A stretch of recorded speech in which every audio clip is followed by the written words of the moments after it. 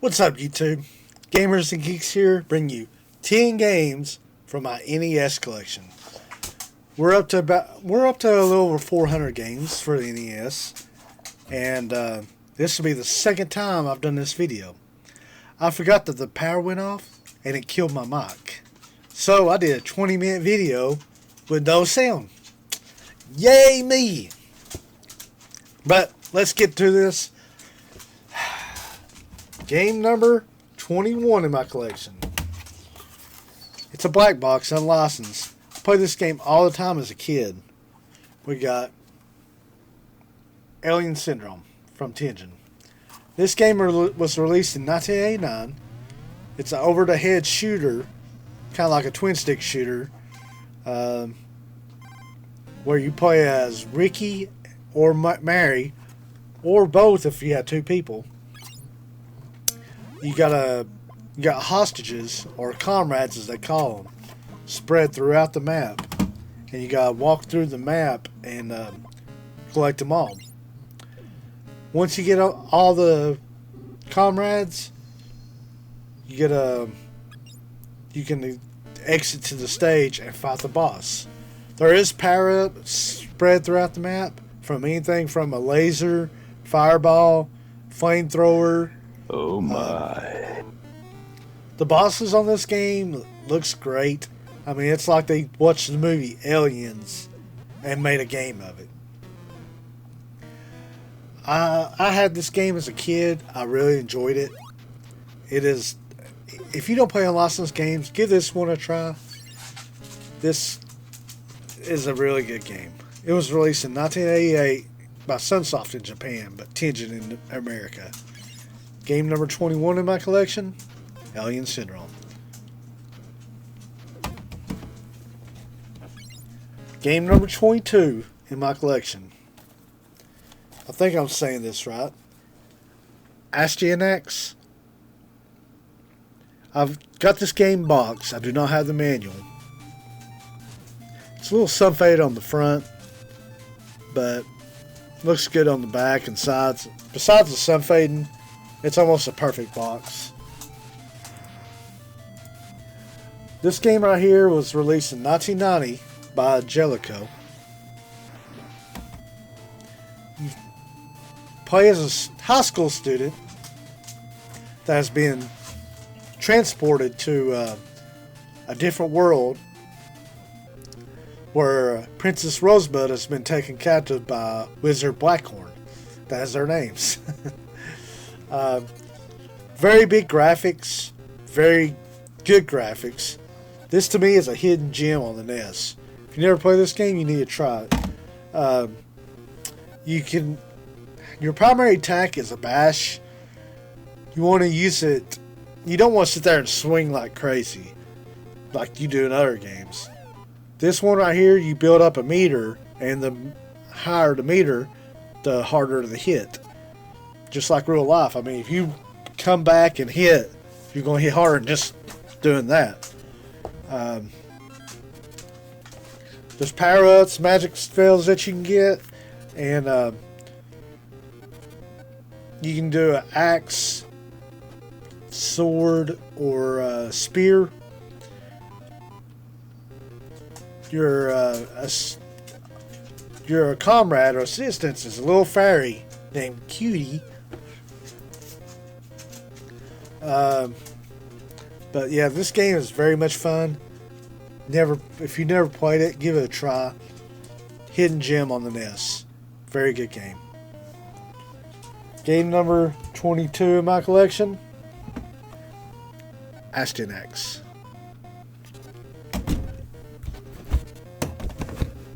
Game number 23 in my collection, Karnov. I've got this with manual.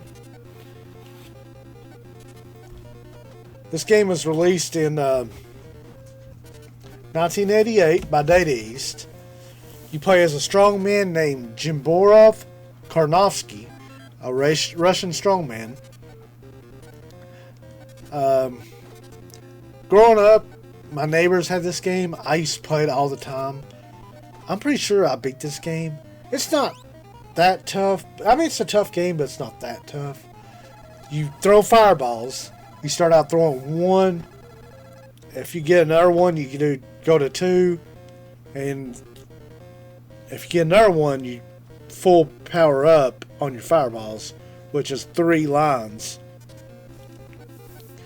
There's different power-ups as well as you can get, such as a ladder you can reuse. You want to make sure you get it back, though. If you do not, it don't go back to your inventory. You can also use wings and different stuff. Wings, it's not a snorkel, like a boomerang, shield, scuba mask, bombs, boomerang. I said boomerang. But different power-ups you can use. This one thing about this game is it's kind of like Ghosts and Goblins, where you can take 2 hits before you die. You get hit, you change to blue. Then you get hit again, you die. But if you get another fireball while you're blue, you go back to normal. The K's across the map, if you get 50 of them, it's an extra life. The boss levels are interesting. It's not that tough, but it's still a good game. If you've never played Karnov, give it a try. Game number 23 in my collection, Karnov. Game number 24 in my collection. Movie was great. Movie is one of the best movies that you can watch. Game, not so much. Game number 24 in my collection, Back to the Future. Got the LJN logo. This game was released in 1989 by LJN and Beam Software. You play Marty back in 1955. Pretty much you run up the street. Everything's trying to kill you, from a hula hoop, big bully, guys with a window pane, bees. Everything's trying to kill you. You gotta collect clocks to keep your picture from going away. All three, your brother and sister and you. If the picture disappears, then you die. There's also a time limit. Look down in the bottom right corner of the gameplay. See how fast that clock moves? I'm not speeding that up. That is how fast the clock actually moves. You get through the street levels. You get through these, what I call mini games, where the first one you throw like milkshakes at Woolies as they come at you. It's not tough. It's just figuring out the right alignment. Then you go back to the streets, get through that. You get another mini game where you play as Marty as well, trying to. It looks like he's catching them, but I think he's supposed to be blocking them. Hearts from it, Lorraine, his mom. I want to say catch. You block so many of them, then you get to go to the next one. Street, then you go to the Under the Sea dance, where you gotta play the guitar. And then you hit the fireball. This game is very tough. I don't know what makes it tough. It's got frustrating difficulty. No continues, so if you die, you start all the way at the beginning. A lot of people say it's one of the worst games ever. I wouldn't go that far, but it's not great either.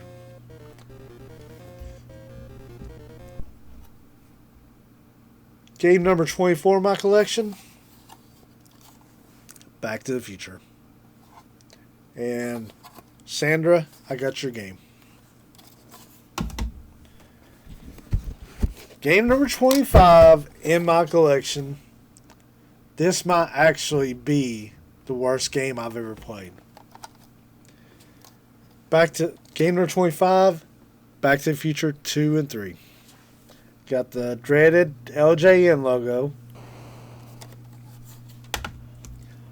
This game was released in 1990 by LJN and Beam Software. I can't beat this game. I don't even know where to go. Without a map or anything. You collect items after you jump on the enemies. That's the only attack you have. And then you gotta take these items to the proper time. If you do not take it to the right place, then you gotta start all over again, losing the item. The puzzles are terrible. You gotta collect keys, stars. This game is just terrible. Do not play this game. Do not play this game. Do not play this game.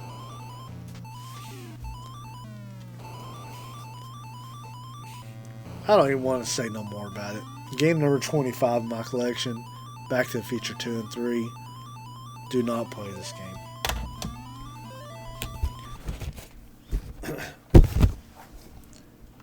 Game number 26 in my collection. Played this game as a kid. It was released in 1989 by Hot B, the Black Bass.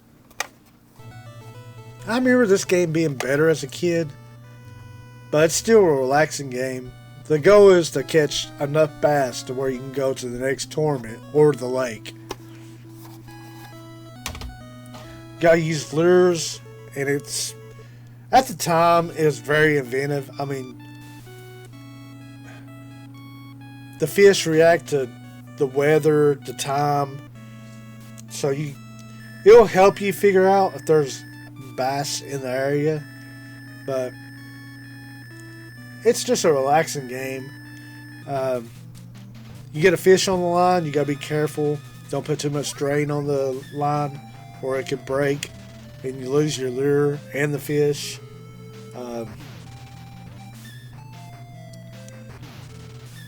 I wish there was a boat that you could drive, but you're an icon and you appear like that.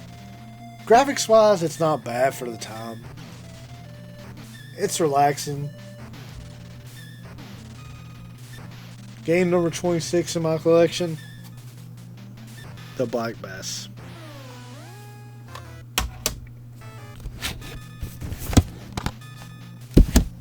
Game number 27 in my collection.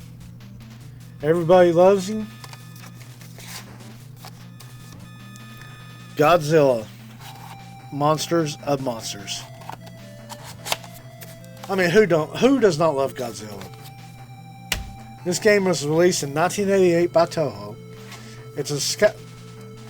It's kind of a side scroller, but also you play as Mothra and Godzilla on a hex map, and you work yourself across the map. Each hex represents a level until you get to the monster. And then you fight the monster. Sometimes you can beat him. Sometimes you got to fight him again. Godzilla and Mothra both have special abilities. Godzilla's got his atomic fire breath. And Mothra, I don't know why, but she just throws wings under her. Playing as Mothra can be pretty aggravating. Especially like against the monsters, because they can get you stuck in a corner and you just stuck there. You cannot move, you cannot fight back. You're just sitting there. You're like, can I play? But it's not a bad game. It's not a great game, but it's not a bad game. It's 100 times better than what the last two games I've showed. But game number 27 in my collection, Godzilla.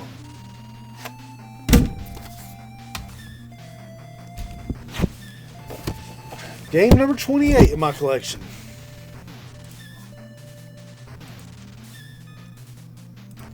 This game was made by Mindscape. It's Dirty Harry.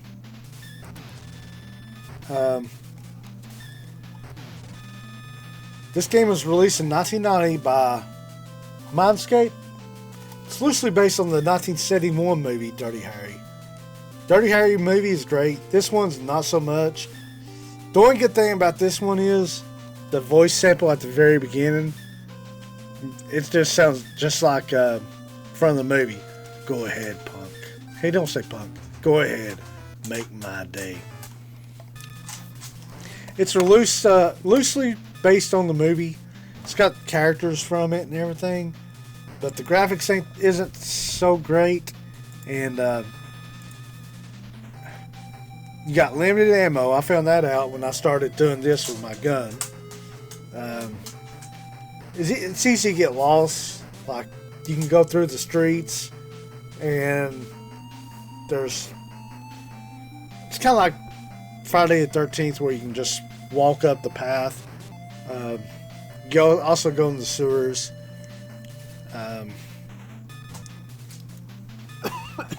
Excuse me. Like I said, it's passable graphics. It's not the worst graphics I've seen. It's not the best. The best thing about it, though, is the voice effect. Tough game, very tough. I don't know if I'll get back into this game, but game number 28 in my collection. Go ahead, Dirty Harry.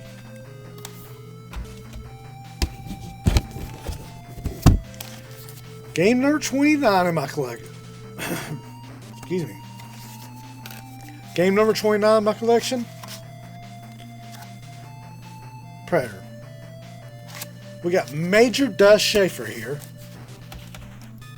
Dropping in without a gun. For some reason, he has no gun at the very beginning. You get a gun, you got unlimited ammo through that level with that gun. But as soon as you get to the next level, you lose that weapon. This game was released in 1989 by Activision. Like I said, very tough game, very difficult. Got instant death pits that you could get knocked into all the time. It's a platformer, so of course every now and then you're going to miss.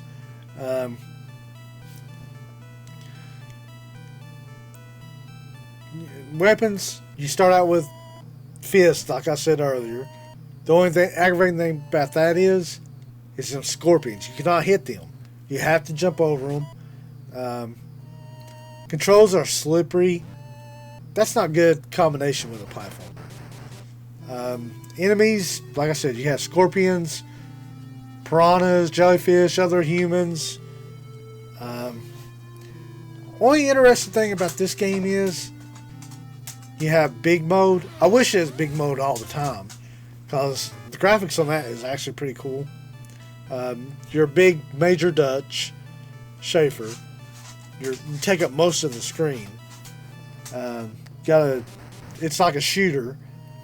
You gotta avoid obstacles, shoot enemies. Eventually, you get to fight the Predator.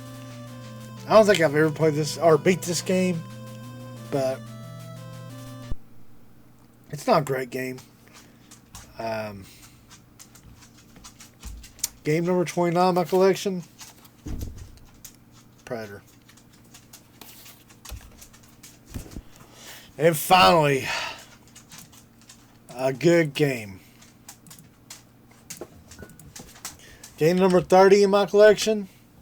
Little Nemo, the Dream Master. This game was released in 1990 by Capcom.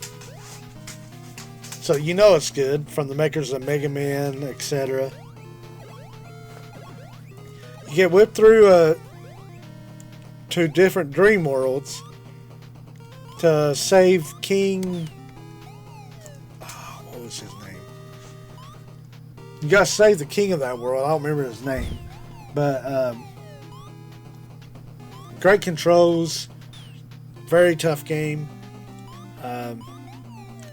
It looks cute. I mean, I would say this is Disney level graphics. I mean, how many games do you know that your weapon is candy? You can use candy on animals to gain some of their abilities, like a frog, an ape, a lizard. You give them 3 pieces of candy, they they will let you ride them or wear their suit. You gotta unlock doors with keys. There's six keys on the first level. Got boss fights.